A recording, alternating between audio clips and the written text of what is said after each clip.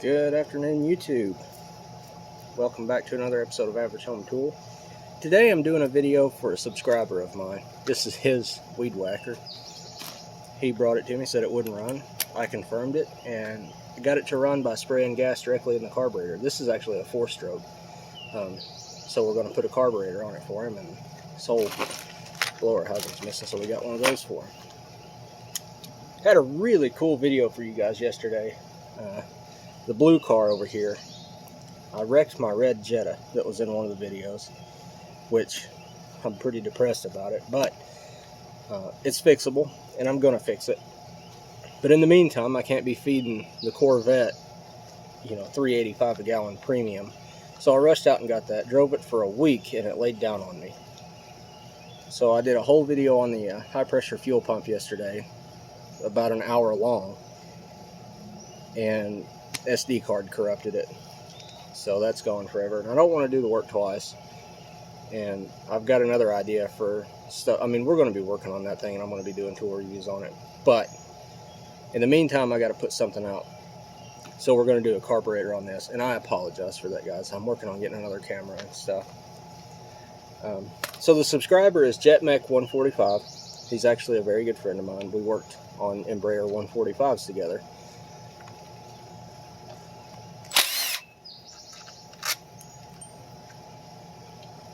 By the way, Craig, JetMech145, I'll have you know that it is close to 100 degrees out here and 70% humidity. And I'm working on your weed whacker.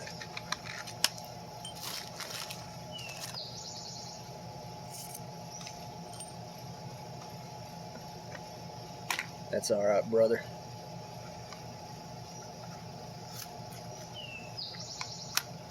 Well,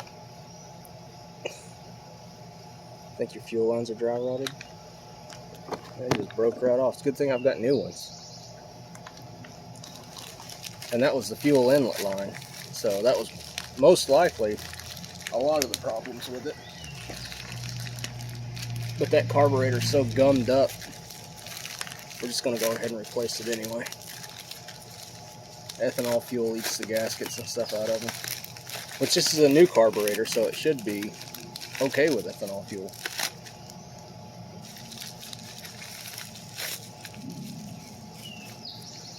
Did it come with a filter? They don't come with filters anymore. It's okay, I've got some. Let's take a quick look at it and make sure it's the same. It is.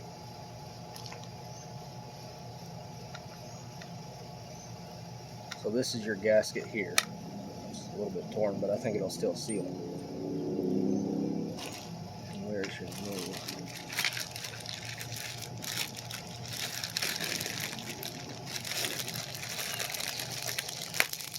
Oh man, it comes with new bolts and everything that are now mixed up with the old bolts.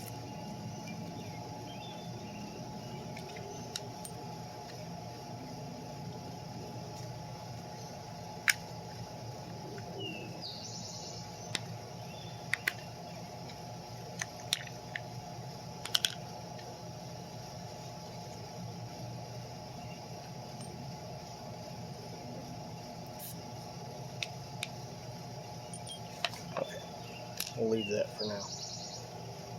So this is pretty straightforward. However, I'll be right back. I gotta get a filter.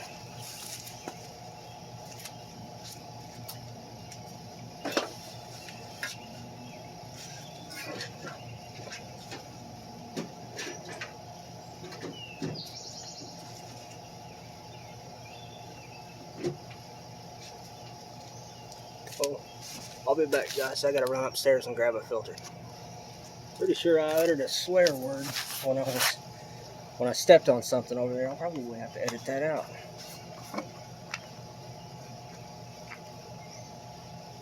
I'm gonna use a bolt to push that back down through. Try to reach in with this and grab it. This is a fuel line tool. I mean, it's pretty chintzy, but it works great.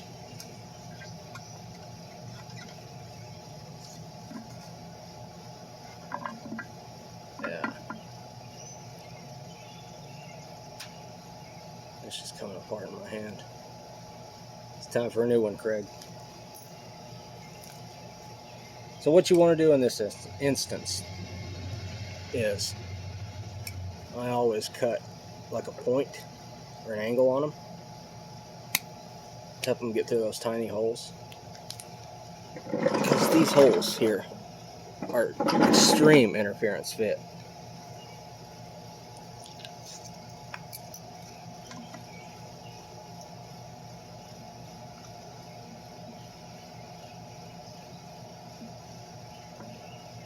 And you can see it's just not a fan of going down through there. So what I'm going to do, sometimes they go and you don't need the tool.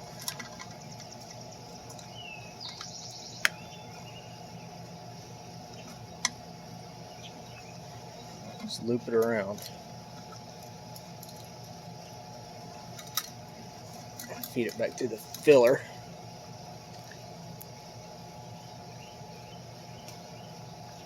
It's kind of silly that they only give you one piece of line, because I guarantee you it's not long enough. I do have line. If you guys remember, I spent all winter working on chainsaws and 2-cycle stuff. So I've got lots and lots of line laying around. It's kind of a pain to poke it through, and my advice would be to have a needle or a pick, but you can get it. It's not that hard.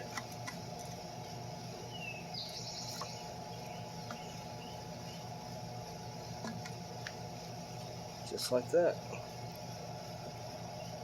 And the carburetor is about right there. Pull a little extra so I can cut that off flat.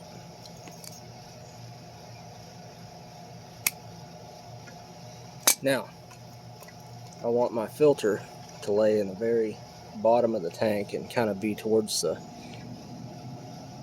have enough to flop around inside the tank. So I'm going to cut this about right here.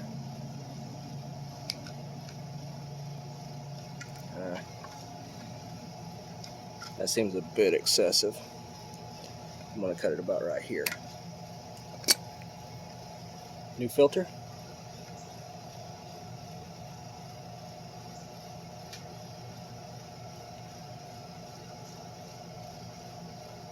Spit on it.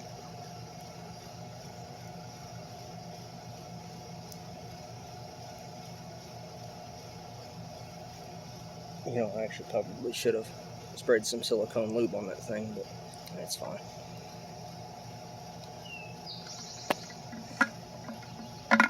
That goes back down in the tank.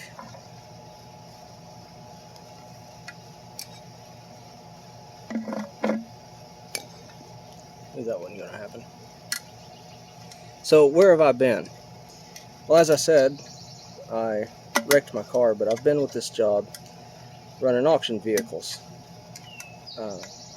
And I only get 2 days off a week, which I know I shouldn't complain about. That's stupid to complain about. But coming from aviation, my schedule was geared around 3 days off a week. So I'm playing catch up and trying to adjust. I haven't been doing this for very long, but I'm going back into aviation. I've got a job with another company. We're pretty much the same airframe, but there will be one different airframe as well, CRJs. But this job, I mean, it's pretty cool. Like, I get to mess with dream cars, Ferraris, Lamborghinis, Audi R8. Get to drive them.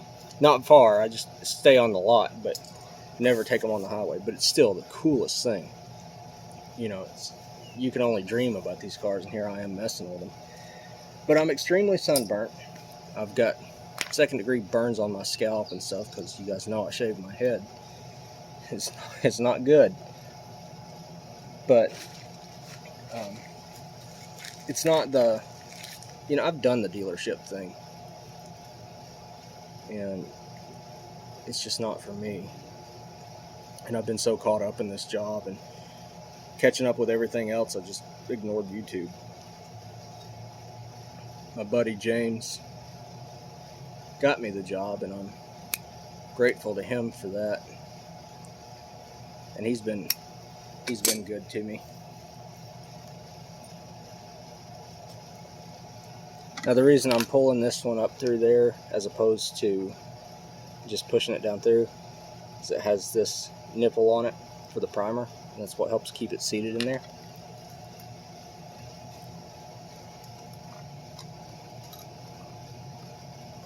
I was okay in the wreck, by the way. It wasn't that big of a deal. The car is totally fixable, but it's totaled because it's a 2000. And they really, my insurance company really did me dirty on that. They wanted the car for parts and whatever, and they were adamant that I wasn't gonna keep it because it's tied up. It was tied up in collateral for a loan on the Corvette, and I still owe on the Corvette. I think I've got, I don't know, 5 or 6 more payments on it. But I called my loan company and asked if I could keep it, and she had no problem with that. I mean, I know you guys are thinking, who the hell keeps a 2000 Jetta? Who's emotionally attached to that car? Me, because I think I own the car actually exactly 10 years. I bought it May 5th of 2011, and I wrecked it May 5th of 2021. So, but back then, I hit a rough spot, and my grandmother loaned me the money to buy the car. So I have my grandmother has since passed, and I have a very strong emotional attachment to the car. So I wanted to keep it. Besides that, it's fixable. You know, there's no point in throwing it away. Well, the insurance guy calls me back, and he says, well, it looks like they're not going to let you keep the car. I said, what are you talking about, dude? I already talked to him. And he starts falling all over himself. Why'd you call him? Because I want to keep the car. And I'm not going to say the name of the insurance company or the collision company that issued the total on it, but they sold parts off that car. There were no taillights in that car. I rear-ended a Civic to get out of the way of a truck that was about to rear-end me. And why are the taillights gone? They tried to take the radio out of it, but you have to go through the glove box to do something with it. And the glove box doesn't open, but the radio was about halfway through the dash. I remember what it is now. There are 2 cables. That radio came with 2 cables that you go through the glove box and you can hook them up, and it's an anti-theft feature, so the radio was halfway out of the dash and it was hitting the cables. Anyway, so they sold parts off of it. It's going to be I'm going to file a lawsuit. Hey, look at that. They did give me enough line. But like I said, I'm not going to mention names of companies or anything like that. You better believe I will if they don't treat me right on this deal. So yeah, it's just been a mess. And I'm depressed over the loss of the car. I trusted that car. I would get in, drive it to California tomorrow. You know what I mean? 230,000 miles, and that blue turd over there laid down after a week. I'm not happy about that either. But that's life. And I just assembled that upside down. I mean, what are you going to do, you know? Things happen. You wreck cars.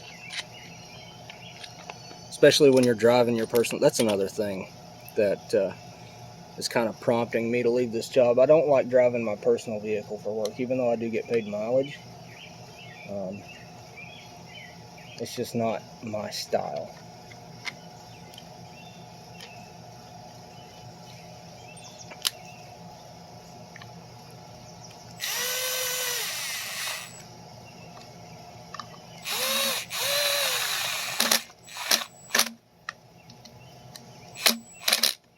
Now, I can hear everybody. Mother frig. Well, sorry, Craig. That one I have room on. I can hear everybody. How do you know what's what? What's the inlet? What's the primer outlet? Push the primer. See what has suction. That's the fuel inlet. Also, it's bigger. Also, whichever one has air coming out is the primer outlet. Crap. I cut that too short. Well, I'm not going to edit it out. Nobody's perfect. You're just going to see me make a mistake.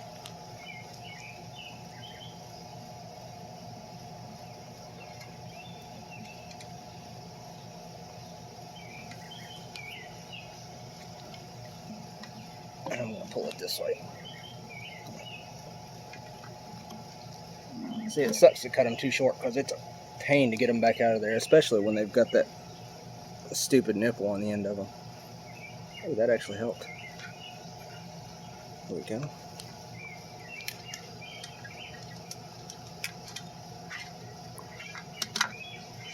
Oh, I grabbed the wrong line.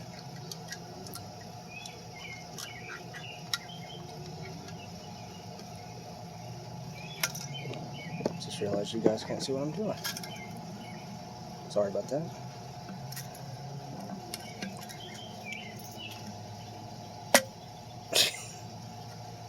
Well,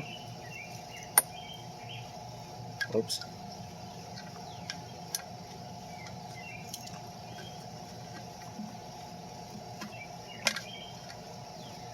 Stop being an asshat. Pull it the wrong way.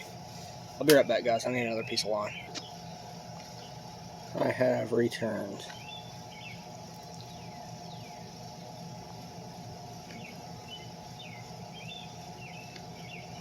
Should have spit on that one too.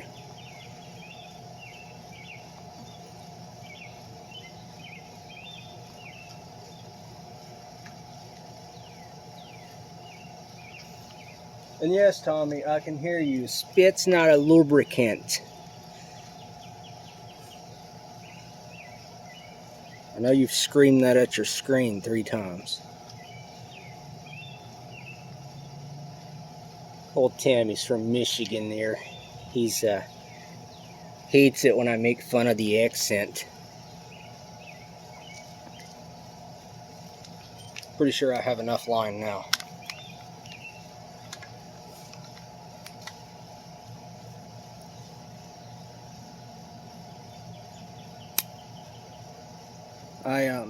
So the video I did about the brakes on my girlfriend's car ended up having to have a caliper put on it. She got all the way back to freaking North Carolina and the caliper seized. As you can imagine, I was not happy. We drove it around town. We probably put, I don't know, 100 miles on that car around town. It was fine all day. She gets home, the friggin' thing seizes up. And I couldn't get over there, so I had to put trust into another, which he did a good job. I mean, he did. I now trust this guy. And those of you who know me know that's huge coming from me, but he took care of her. He didn't overcharge me. I think he charged, it's a 2007 Volkswagen, which you know people usually charge an arm and a leg to work on. I think he changed the caliper for $35. And I mean, I bought the caliper off Rock Auto, had it delivered to her, which it's no big deal. It was about $80 something or $90 plus core.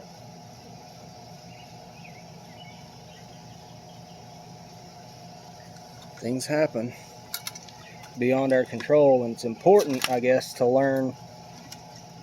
I guess it was an important learning lesson for me to learn to trust someone. And I mean, I don't know. I guess I can put any spin on it I want to, but the fact of the matter is, damn thing broke. And yeah, I know, all cars break. Oh crap, I created some waste, but it's alright.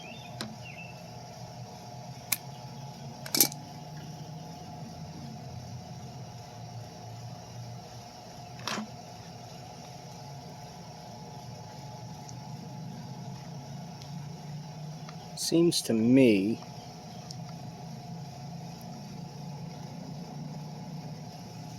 that there should be something to hold these back.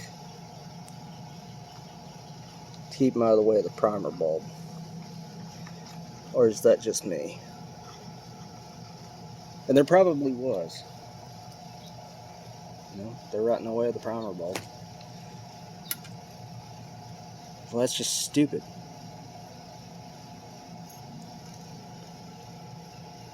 Why can't we make things correctly?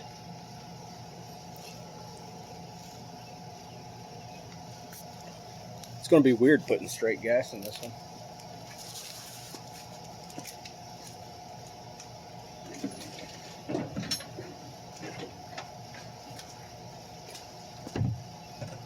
This is the first 4-stroke weed eater I've ever worked on.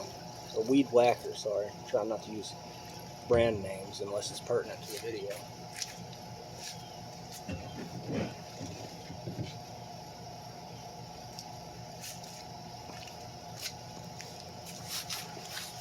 Let's see if I got it right. Probably needs to have some pressure on it. Yep. See the bubbles coming out? It comes in through here and out through here. That should be the correct orientation of the lines.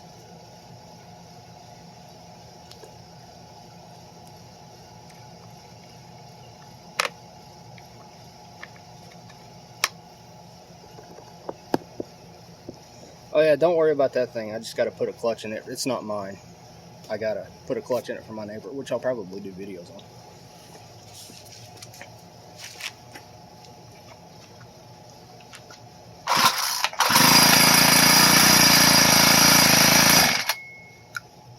Guess it's not ready for throttle yet.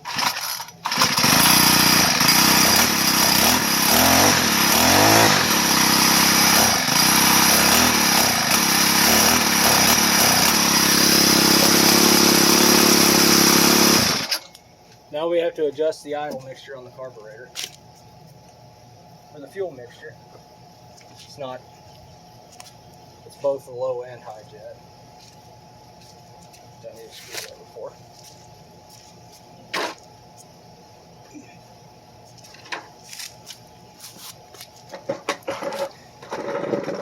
This screw right here is both the low and high.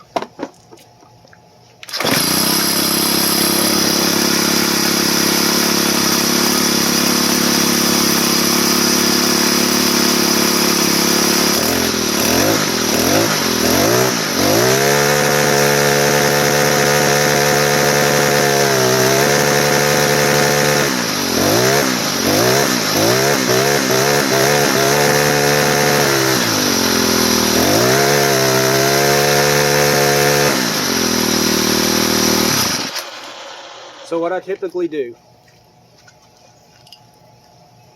is to find a good starting point. I turn it in or lean it out until the RPM drops. Then I turn it out until the RPM drops, which is too much fuel. And then I kind of find a medium in between. It doesn't like to rev very high, but that's it. That's all there is to it, guys. If I can do that, anybody can do that. Thanks guys for watching. Have a great day. I do apologize about the lack of a tool video, but like I said, my SD card corrupted. I'll have another one for you as soon as possible, which will probably be this weekend, maybe sometime during the week. I'm going to try. Thanks guys. Have a great night. Like, comment, subscribe.